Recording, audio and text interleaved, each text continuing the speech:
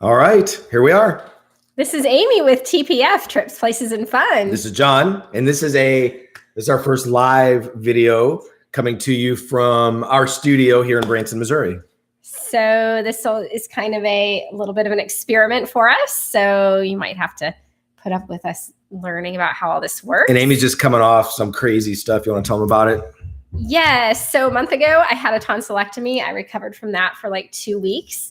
And then right after that, I got laryngitis so bad that I couldn't speak at all and I couldn't even breathe. So they had to put me on steroids. So I might sound weird today, but I am feeling a lot better. But the steroids caused her to be so unbelievably like, "Wah!"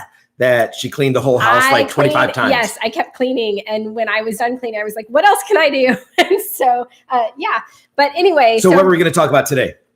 We are going to talk about how to start a successful business and have fun. Now we're talking about, our channel is Trips, Places, and Fun.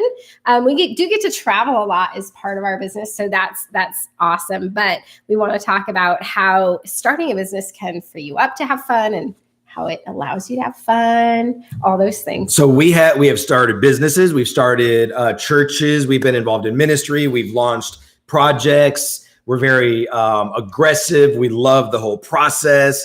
Yet Amy and I are very different. We have different roles, and but we just love it. We love developing things, developing businesses, making money, and so you can do that too. So we're going to go over a variety of different points. I think that will help all of you when considering how to start a business. You know, what about the money? You know, how do you start a business if you don't have a lot of money? We're going to talk about excellence. We'll talk about location, multiple streams of income, professionalism, branding, marketing. So we're going to get into all this, and we're not going to spend a ton of time, but we'll spend a little bit of time, and I think enough to at least get you thinking. And you can always contact us at tpftravel.com or right here on YouTube, and we will respond. All Let's right. kick it off. Yeah. So just getting started, if you're looking for a business to start or feeling like you kind of want to go this direction, you want to find something that you're passionate about. Like, I would think that if you got into a business that you really hated or that you just weren't excited about or that was just mundane, that you wouldn't be successful, because you got to love what you're doing. So as an example, we absolutely love our escape room business. We loved the churches that we were planting. We love doing YouTube videos, right? Wouldn't you say most of the time? Yeah. So you want to just think to yourself, like, what is it that I love to do? What is it that I'd love to invest a lot of hours in? Because if you're starting a business, it's most likely going to take up a lot of your time. A lot of your life is going to be poured into that. And also, you know, what do you have the skills to do? Those sorts of things to kind of figure out where to start or where you want to launch from. Right. And see, and I think a lot of times this is the most difficult, maybe one of the most difficult things to accomplish, because, you know, we all love to do certain things. So we might love to travel. Well, is it possible that we can earn a living traveling? Possibly. You could start a travel vlog. You could do some of that, but it's going to take a little work to get to that point. What else do we love to do? Well, I mean, we love to have fun, or we love to go to theme parks. Well, I don't think any of us that are watching right now has enough money to start a theme park. So it's difficult. How can I turn my hobby into a business? We're not going to get a whole lot into that. You know, definitely there's stuff online all over the place that you can look how to turn a hobby into a career. But there's something out there. And we waited a long time. When we moved here to Branson, we didn't have a business. We were coming out of ministry. We'd been in ministry for a long time, and we didn't have a business. Amy actually started working at Dolly Parton Stampede, and but this kind of just happened, and it made sense, and we went for it. We went for the escape room that we opened, and it worked. And so you're gonna have to take some time, consider really what might, you know, how you might do that, how you might turn a hobby into a career. Yeah. And another thing we've always loved is real estate. And so we have done some vacation rentals and stuff like that, which were successful for us. And that's something we really love. We've owned 7 houses, I think. And so, and explain that to everybody, because we've never owned 7 houses at the same time. Right. I mean, we usually what happens is we get a little bored of where we're living and we're like, we'll just start looking around. And then the next thing you know, we're selling our house, or we'll even another house. But or we'll even move out of a house that we own and rent a house. We've done that. And yeah, we've done some crazy things. I don't necessarily recommend everything we've done or all the ways that we've done it. But we did have some success when we had to move to a new town. We were leaving our old house and we were thinking, do we sell this? What are we going to do with it? And for a short time, we rented that home out as a vacation rental and were able to make enough money to support ourselves and pay our house payment and all those sorts of things. So we love real estate. That's something we'd like to pursue more in the future.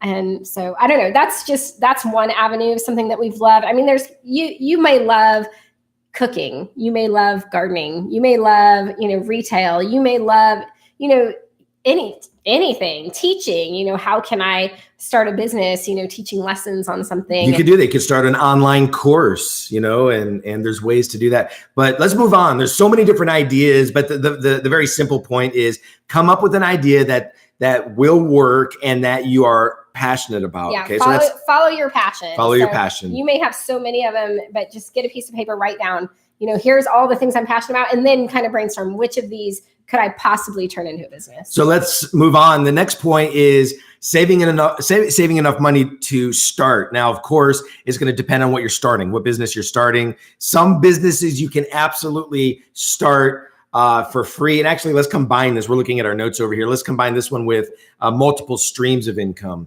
Okay, so you need enough money to start, but depending on what you're starting, some of the things are going to cost money. Some of the things are going to be free. We believe in having multiple streams of income. So as an example, we have an escape room. We have an axe throwing business, which those cost money to start. But we also have this new YouTube channel that we know is not going to bring in money for maybe the first 2 or 3 years. And so we're devoting our time to this YouTube channel that's absolutely free to start. Not making any money at all. And we're putting many hours every week into this. And so this is more of a time investment for us instead of a monetary investment. But there are some businesses out there that you can start for relatively low amounts of money. And then, of course, there's some that will cost you a ton to start. So you need to consider your budget. You need to consider your timing. So we are actually being kind of honest. We're hoping that YouTube is going to work out well for us because it's something we enjoy, but we may be a little late to the game. A lot of the YouTubers who are doing really well have been in it for a few years now. We're just now getting into it. When we got into the escape game industry, it was just getting started. So we got in at the perfect time. Someone coming now would probably not have the same success. So it's a lot of things is considering your timing, considering your budget, considering your market. I would say don't be afraid to take a calculated risk. You have to take some sort of risk. Without willingness to take a risk, you will not be successful in business. But I would say it should be calculated. Like you don't just want to jump in there and put all your money out there having no idea what you're doing, because then it could fail on you. But you have to be willing to take a risk. So you need to kind of marry the faith side of it and the practical side of it.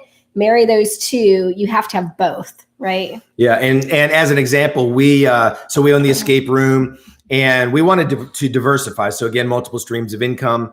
And so axe throwing was something that was kicking off in some places across the nation. And so we started axe throwing. You want to talk about that a little bit? I mean, how that process went? Yeah. So some escape room owners are kind of getting into the axe throwing kind of hype, and it's super fun. It's a lot of fun. So if you have never been axe throwing, I don't care if you live here. Most of you don't live here, so you're not going to necessarily come to our business. Go somewhere.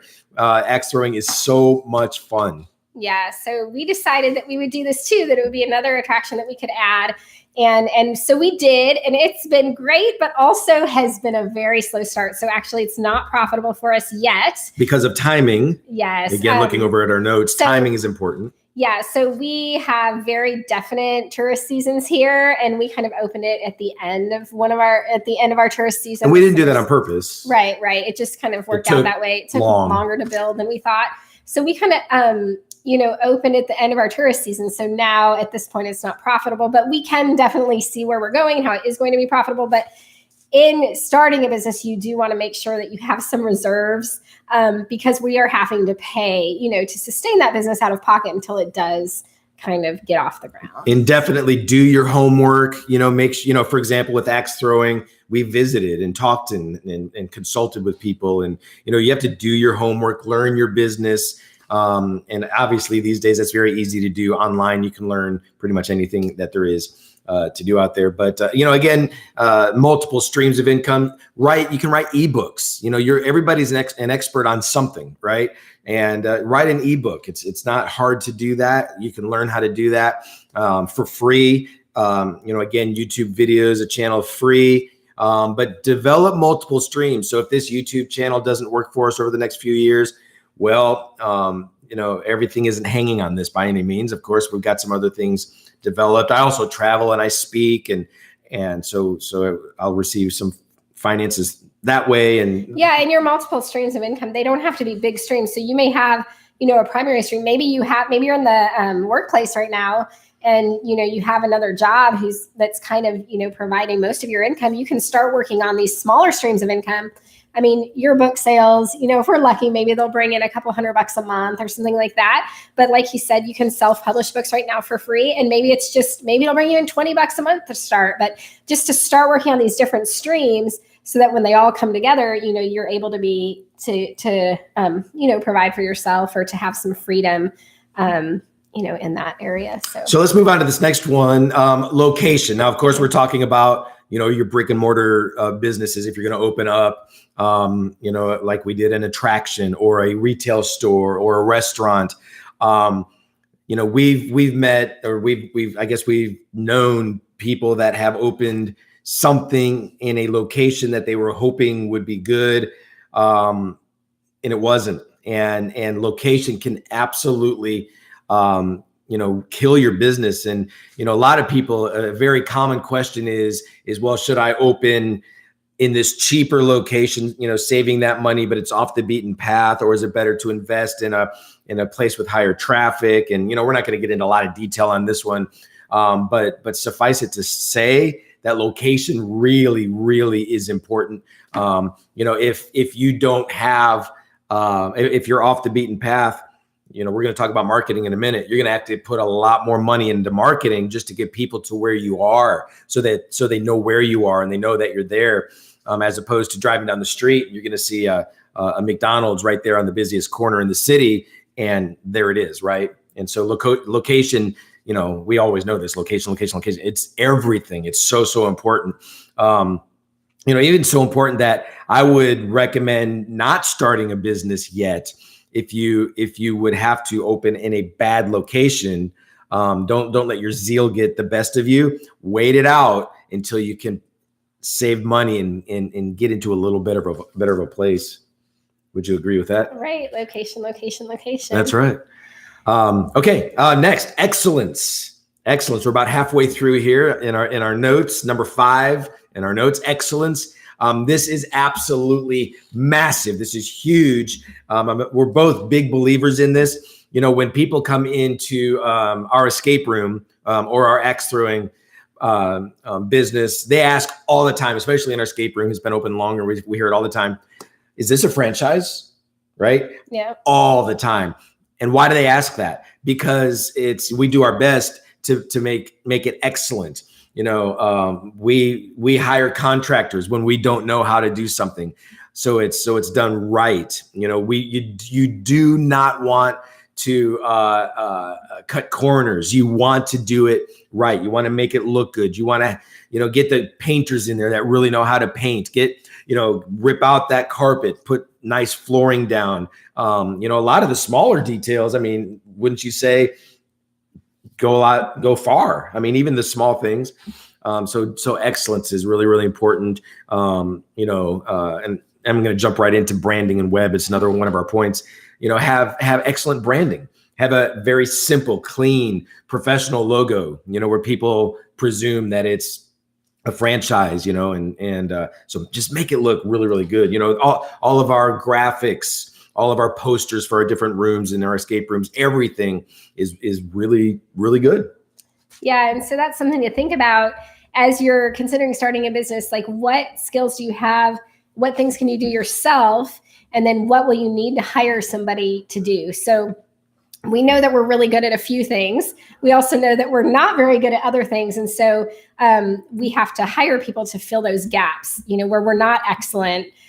We have to hire people to be excellent. And so that's something to consider in your budget is you're not going to be able to do everything well.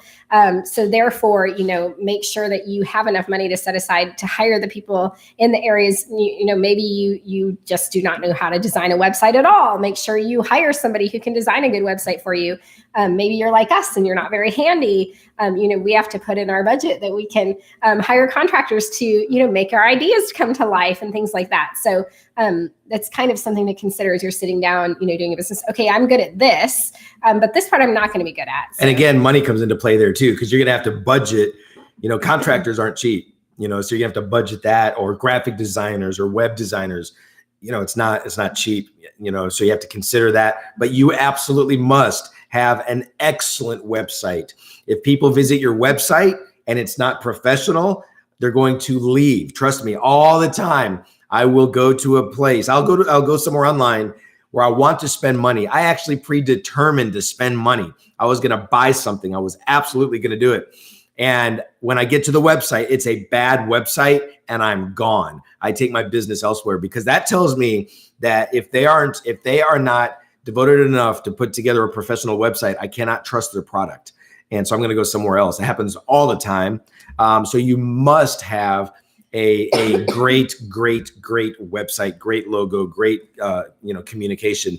A long time ago, when we were in ministry, we had a church, and we were a small church in Colorado. And there was a mega church pastor, a friend of mine, and he came up to me and he said, you've got that Gideon principle. You've got that Gideon anointing, or I don't know how he phrased it, but that Gideon anointing, where in the Bible, it was just this very small group of people that Gideon was leading, and they routed a massive army because they were able to present themselves in such a way where they looked bigger than they were. And so he said that we were able to do that through our branding, through our marketing, through our web design, through all of that kind of stuff. And so you can, and again, people come in and say, are you a franchise? You can make yourself look, like you're one of the big dogs, even though you're just a mom and pop shop, right? Right. And sorry if I end up having a coughing fit here. But they ripped your tonsils right out of your mouth. They did. I've had so many issues the last month.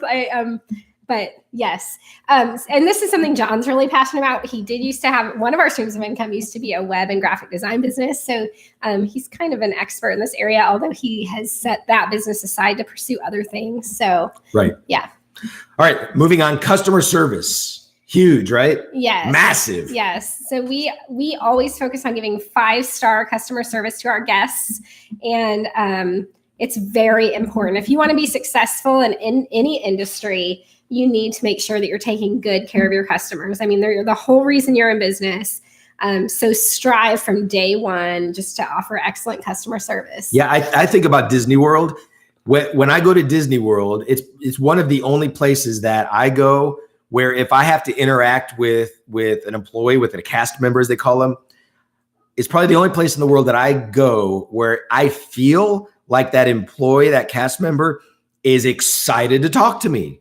As a general rule, I mean, like across the board, where it's like I'm not putting them out to ask them a question. How do I get to Pirates of the Caribbean, or what time does this restaurant open? They immediately it's like they're so excited that I actually asked them a question. And that's somehow, some way, Disney World. I got it. I'm passing it on. Sorry. Disney World is able to pull that off. And so for us, it's very, very important that that our employees do that. And we get 5 stars, like with TripAdvisor and Google and Facebook. We try to model that. And for our employees as well. And when we're training somebody, we try to make sure that they're going to offer, the same type of excellent customer service that we ourselves would provide and stuff. So. Right. And let's kick right into marketing, so when, at Escape Code, when people are done, I wish I would have brought one down to show everybody, but I designed very nice cards that we give everybody when they're done with their game. And on that card is a variety of different pieces of information, including where they can see their photo that we take, at the end of the day, where they can go online to see that. But there's discounts if they want to book a future game. There's a discount to axe throwing. There's a discount to buckets and boards. Some friends of ours who have a show here in Branson, but also an invitation for them to go to TripAdvisor specifically, because that's big here in Branson, and leave a review. And so we're very, very intentional about getting something into their hands and asking if they would leave us a review. And they do. I mean, we get floods of reviews, not only TripAdvisor, but Google and Facebook. It's nonstop. And they're really, really good reviews. Yeah. And so if you're building a business, no matter what it is, I had a plumber come to our house and he did the same thing. He's like, I'm new in the area. I would really appreciate you going to Google and leaving me a review. And so whatever it is, maybe you're baking cakes, maybe you are, a handyman, maybe you are, mechanic, whatever. Make sure that you follow up with your customers and ask them to leave you a review, because that's going to help really get the word out. And also social media, utilizing social media, however possible, whether you have a Facebook page, Instagram, whatever it may be, that you can be promoting your business, not only to, serve your current customers, but also to reach, potential customers. By the way, when you are interacting online and especially when you're responding to bad reviews, because bad reviews will happen. In fact, we were at, where were we? Universal Studios.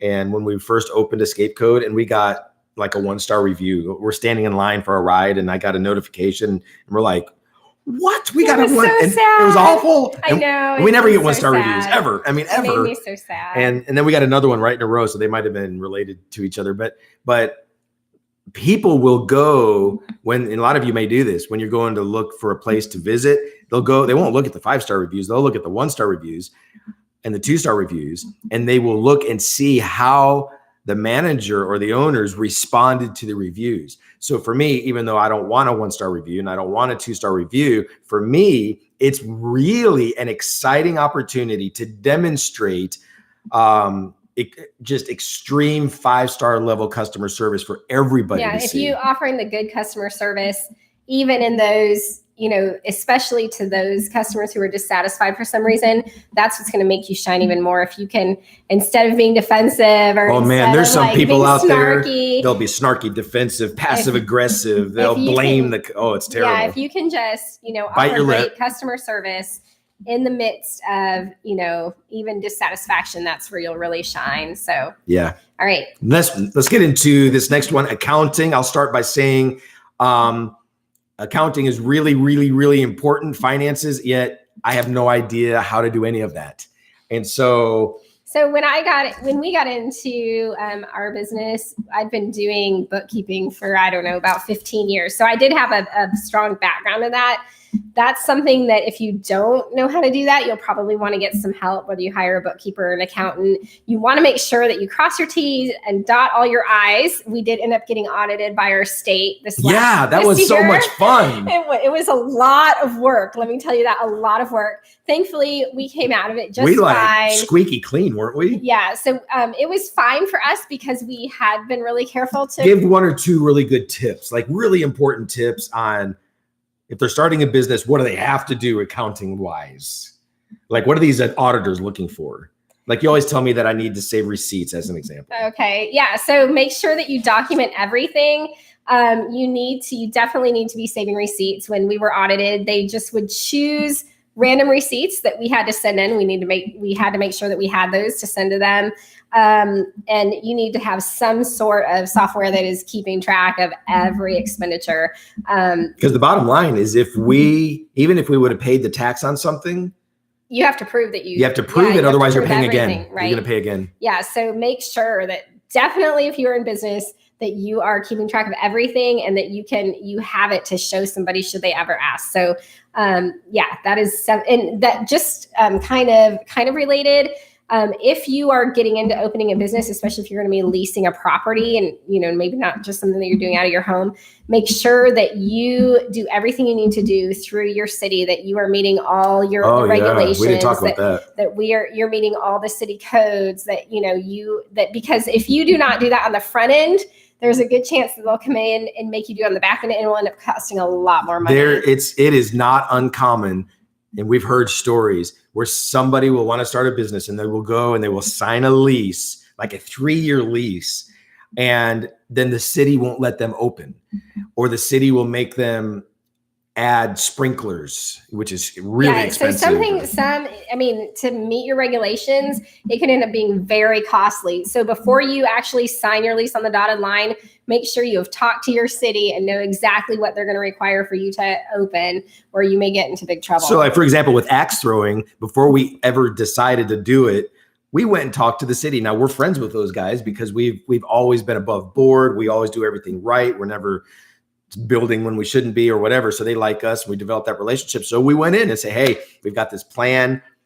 What do you think? I want you all to be comfortable with this. I don't want there to be any hiccups. I certainly don't want to sign a lease until you guys give us the green light. And cities, if they're, a good city is going to have a good process. So they understand that process. So they're like, go take this step, get your architect. Yeah, I don't see any problem with legalities or whatever. And but what we would say is, don't ever try to just do it under the radar. Don't ever just try to open without talking to anybody, hoping that you'll get away with it. You will not. You might, but you don't want to risk it. Maybe temporarily. I don't know. So just make sure that you're always doing everything on the up and up. Always pay your taxes. Always, meet your codes and your regulations that you're supposed to meet, and make sure that everybody's safe and everyone will be happier in the long run. Guarantee it. All right, let's kick into this. Are you done with accounting? Yes. Okay. Bonus. This is the final point, a bonus. And this is called TPF, trips, places, and fun. Well, I don't know. This kind of fits travel, right? And for us, we love to travel. And so we will go to conventions. We'll go and visit similar businesses. We'll do research. We just went to Florida. We did. We went to IAPA, which is the International Association of Amusement Parks and Attractions. And you can see a video. This is a live video, so I can't do any cards, I don't think, or I would point it. But we have an IAPA video for you to watch. And so since we're in the attraction industry, we were able to go see all kind of what's new and upcoming in our industry. And, so travel can be a part of your business depending on what you do. Something that's awesome about having your own business is you can kind of set your own schedule a lot of times. And so sometimes that gives you more freedom to travel. So now there is a saying that says something about an entrepreneur gives up a 40-hour work week to work an 80-hour work week. And there are times that's true. I mean, there are weeks we put in 120 hours working. And we're working 7 days a week, and we're always on the clock, night and day, if we have to respond to an issue. But since we can set our own schedule, we can, book out a week for us to travel or go to a convention or whatever. And so that does give us some freedom that is maybe not in your typical, 9-to-5 job type thing. So, but as you're starting a business, you have to ask yourself, am I willing to put in the kind of time it might take? Like maybe I'm putting in 80 hours or 120 hours, especially when we're getting started or whatever. Am I willing to do that? Am I able to do that? Knowing that there may be reward in the long run, where you have more opportunities to get away or travel or whatever. So so this is our short little 20, 30 minute kind of encouragement on how to start a business. If I were to encourage you to start anywhere, start in the dreaming phase and do your homework. Start watching YouTube videos specific to what you might want to do. Like with our YouTube channel, I've watched lots of hours. I don't know how many hours, from experts on how to build a channel and how to, what you should do, what you shouldn't do. In fact, we're doing this live video, not just because we enjoy it, but because it's part of our strategy. And they encourage you to do a live video once a week or twice a week. And please subscribe to our channel. Oh, that would be so great. To monetize, you all might know this, but to monetize YouTube, you have to have 1,000 subscribers, and we are far away. 1,000 subscribers. But this is our 3-year goal or 2-year goal. So it'll be kind of like the snowball thing. Early on, it takes a while, and we're and we're learning what's exciting and what's boring. Some of our videos are boring. I already know that. Some of them are a little dumb. Some are cheesy, dumb. but some are really cute and fun. So anyway, watch some of our videos, but definitely subscribe and share and help us on our adding to our streams of income with our YouTube revenue. Yep. And so awesome. So that's it. We would love for you to leave some comments, after we're out of here. Let us know what you think about this, and we will definitely get back in touch with you. All right. Any final words of wisdom? I have no final words of wisdom. Amy's parents, this is Christmas time. This is Christmas Eve. Christmas Eve. And Amy's December parents, 23rd. They're on their way here. They're driving from Colorado. They might be here right now, actually. Yeah, possibly. any minute. And so we should probably go up and greet them. And make sure the house is clean. The house is really clean because I've been on steroids. She's been on steroids and she's been going crazy. Yes. All right. A last minute check. All right. All right. Travels. Safe travels, everybody. Oh, I'm not supposed to say that. That's your thing. I'm sorry. Shh. Safe travels, everyone.